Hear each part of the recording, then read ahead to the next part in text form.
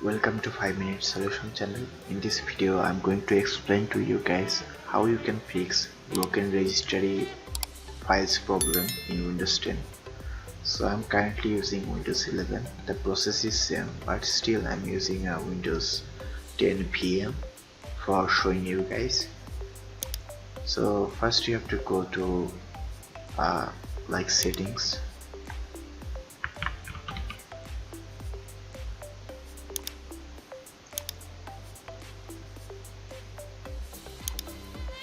Then you have to click on updates and security.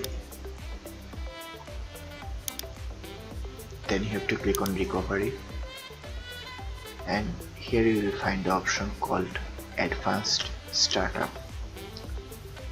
So in advanced startup you will when click restart now, it will restart your PC and show an option called troubleshoot problems. You have to click on that, and under there you will have to click on advanced options, and you have to click on startup repair. So if you have clicked on that, it will fix the problem and reboot your computer. So this is a fix. 99% of the cases this fix fixes the whole issue. And if it doesn't, you can do two more things I'm gonna explain to you guys.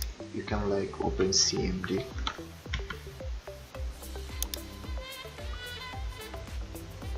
and you can you have to run a code. The first code is this one.